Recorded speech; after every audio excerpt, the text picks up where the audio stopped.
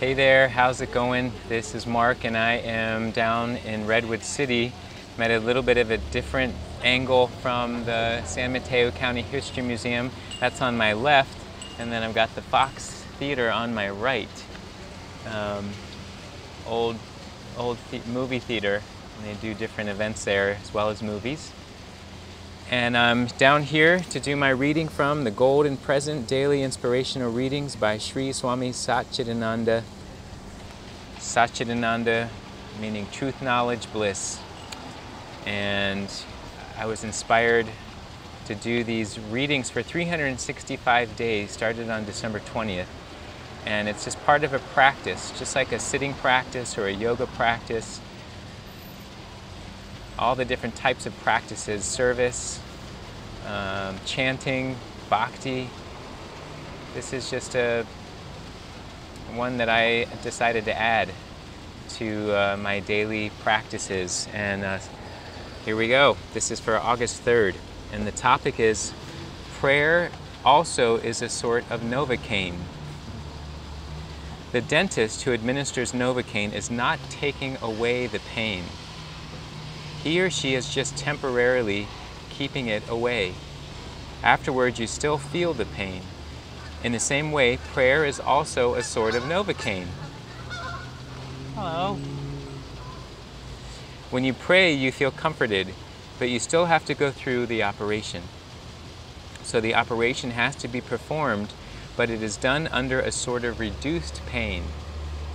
All our prayers, and even the prayers and blessings from others, the good wishes and get well cards, all help us to rise above the pain. So many people are praying for me. So many people are thinking of me. I'm getting the blessings of so many people, so I'll get through it. That feeling itself reduces the pain. Because after all, what is pain?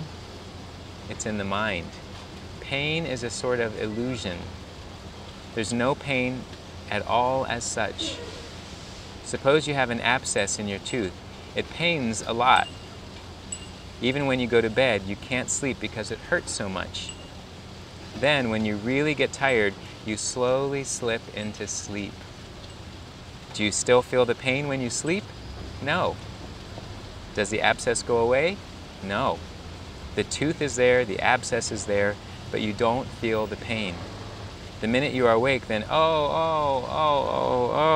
the pain comes again. 5 O's.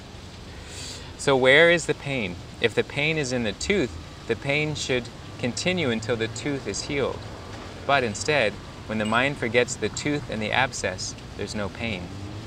When the mind thinks of it, the pain comes back. Is it not so? Do you know the treatment for a scorpion sting? The treatment is to put a drop of salt water in the eye. The sting in the eye is much greater than the sting in the hand. So the pain in the hand is forgotten, and the mind is diverted to the pain in the eye. Of course, after a little while, the tears flush out the eye and the pain goes away. Because you have forgotten this pain due to that pain, and because that pain went away, you don't go back to this pain. It is the same way with your prayers also. In a way, they nullify your pain, but the problem is still there. It has to be taken care of. We have to do whatever is necessary.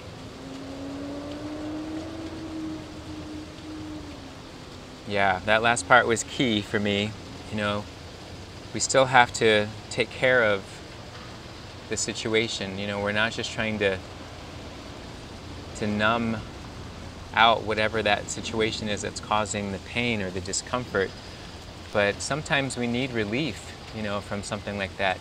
The body, the mind needs to be able to have some kind of relief rather than to stay in that constant state of pain, to feel like we're in this constant state of struggle.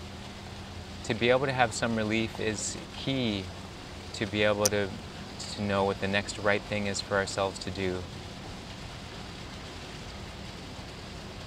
You know, I think about some of the situations I've been in when,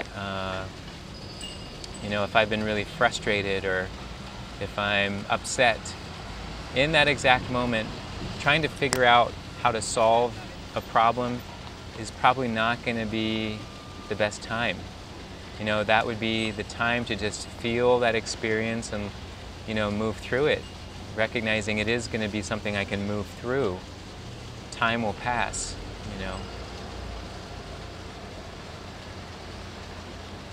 But then, once we allow that intensity to soften, sometimes it's after there's a sense of relief, having gone through that intense emotion.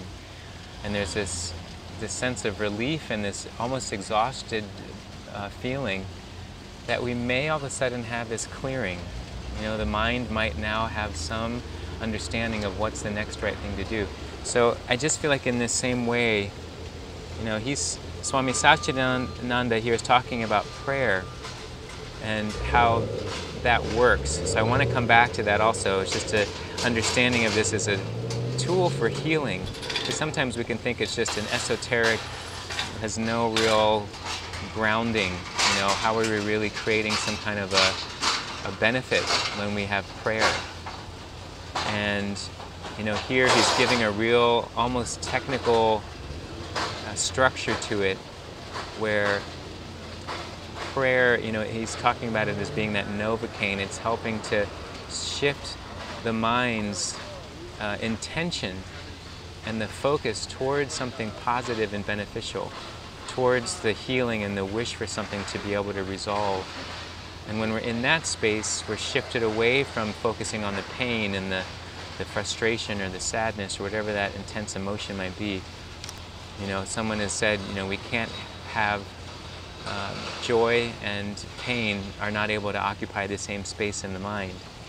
And so when we can focus for that moment on something that we think is uplifting, it gives us a break from that thing that is upsetting, that is heavy.